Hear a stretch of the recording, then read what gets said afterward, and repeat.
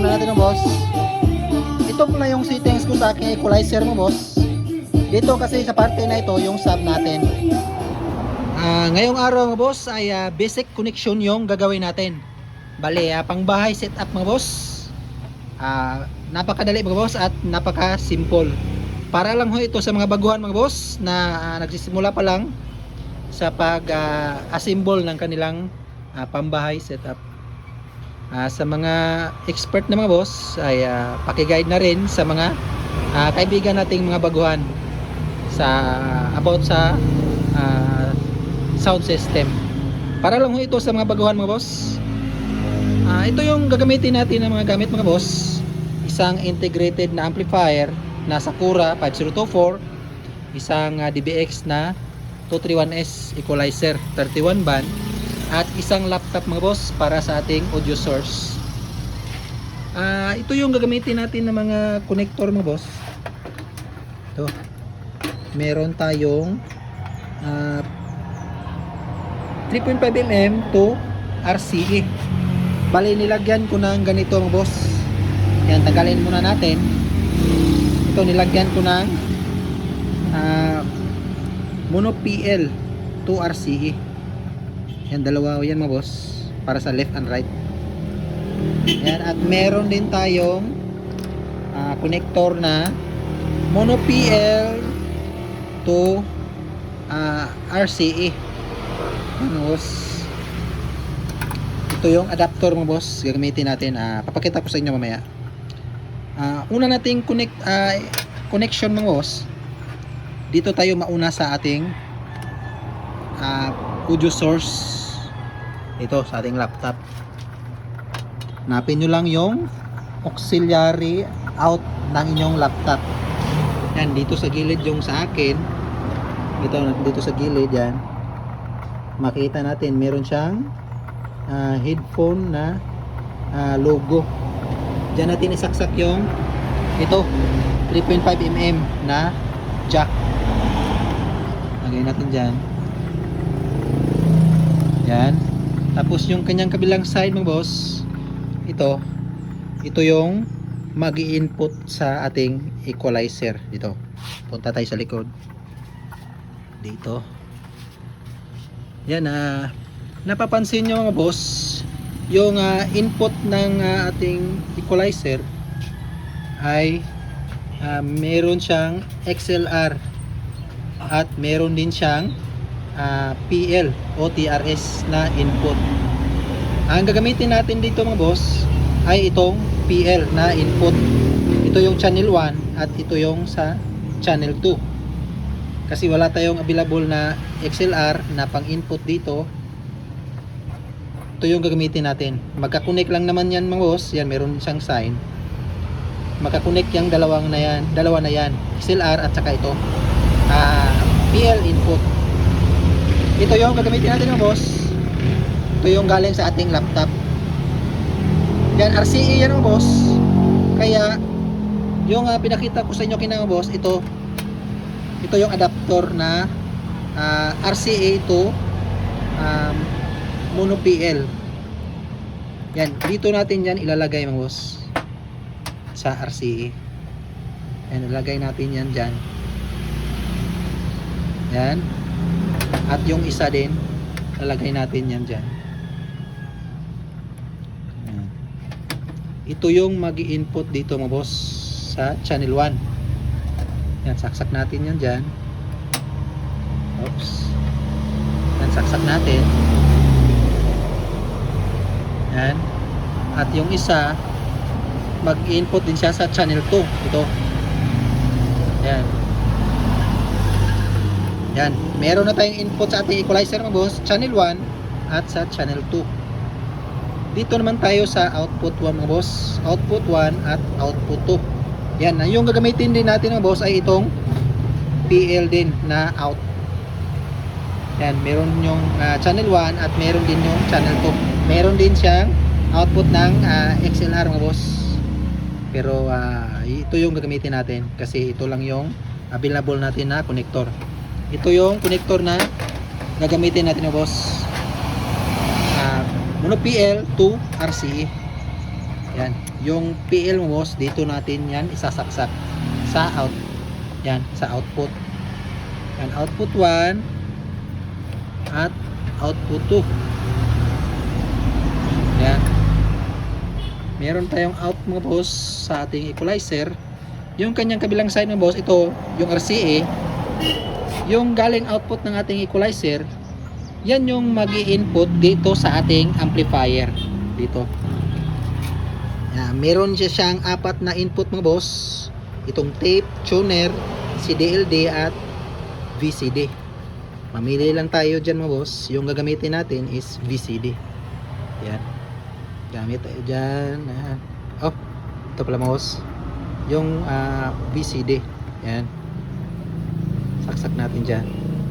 Yan, meron na tayong input mga boss sa ating amplifier. Dito naman sa ating speaker mga boss, yung ginamit natin na speaker box ay itong dalawang bullet. Yan. Dalawa yan mga boss. Dito natin siya kinunik sa channel B. Dapat kung mag-connect kayo mga boss, dapat left and right. Huwag nyo ilagay dito sa right lahat. Kasi nasa isang channel lang yung nilagyan nyo. Yung iba kasi dito nilagay sa puro sa right, dito nilalagay sa taas lahat. Dapat mga boss ay channel B. Kung sa channel B kayo naglagay, dapat sa taas at sa baba, para left and right, dalawang channel yung may load. Kung dito kasi sa taas ay right channel lang yung may load, hindi pantay yung init ng amplifier.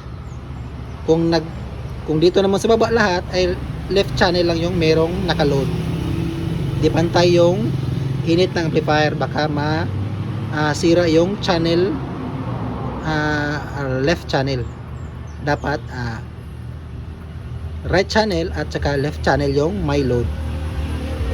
Yan mga boss. Kung speaker A at B naman yung nilagyan nyo boss, dapat dito kayo nalagay sa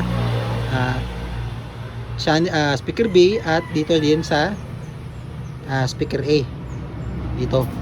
Tapos select nyo dun sa harapan mga boss yung selector, dapat nakaselect dun sa A plus B. Kung speaker B naman ay select nyo dun sa harapan is speaker B na selector. Meron dito sa harap mga boss ng amplifier na ito yung selector. Yan mga boss, yan naka positive at negative, positive, negative. Yan mga boss, ganyan lang ho kadali yung connection natin mga boss. Sound check natin yung ating ginawang connection. Balik tayo dito sa harap ng ating mga gamit mga boss. Yan. Una nating i-on mga boss, huwag nyong kalimutan. Una nating i-on ay itong ating processor na equalizer. Yan. Tapos yung ating audio source, itong laptop, ito yung gamitin natin na virtual DJ. Yan. Una natin yung ating amplifier mga boss na integrated si Sakura. Yan. Huwag muna natin buksan yung volume. Yan. Ito yung gagamitin natin na tugtog. Yan. Tapos buksan natin yung volume ni Sakura. Yan na boss.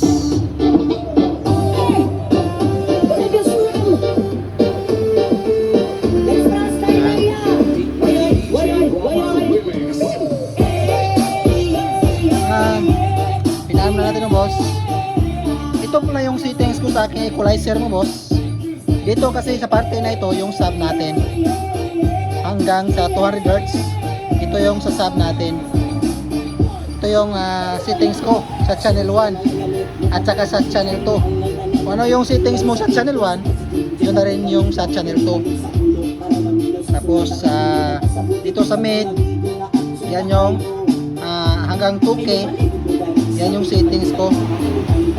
Pati rin dito sa channel 1. Pareho lang din mga boss, yung channel 1 at channel 2 dapat nakapareho yan ang settings sa equalizer. Kasi left and right kasi yung connection natin dyan para sa ating speaker box. Yan. mga boss ay pinabaan ko ng konti dito sa equalizer. Yan. Ito yung tunog. Yan yung channel 1. Ito yung channel 2. Yan.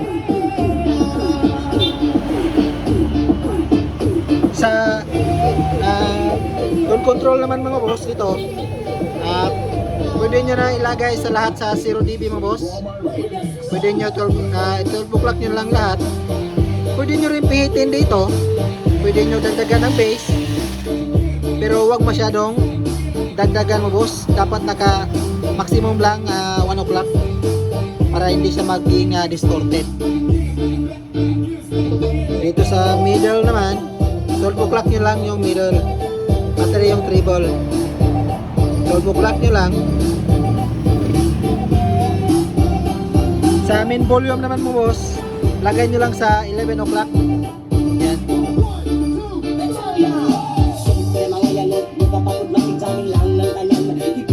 Yan yung connection natin mo boss.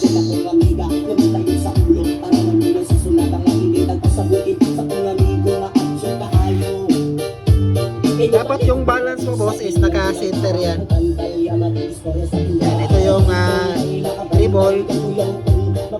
Yan, sa ring yun, wala yung tweeter nya.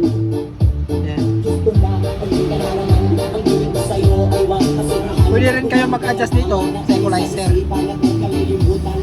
Pwede nyo dagdagan ng tweeter dito.